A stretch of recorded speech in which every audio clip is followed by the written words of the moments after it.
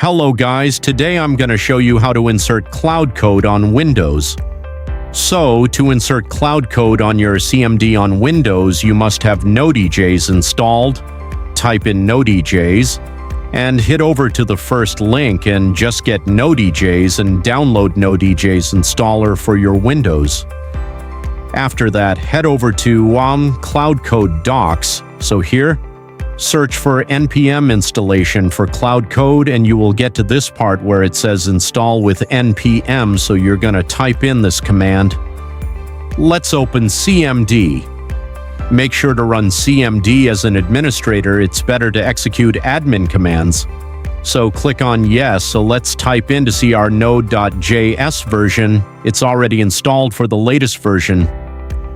Now let's copy this code and paste it in OS and then hit enter. So this will guide you through how to install your Claude Code on Windows. This is pretty much it, guys. So we need to configure after that the admin and some permissions for Claude Code and you should be good to go. So wait for Claude Code. It will take a few minutes and that's it, guys.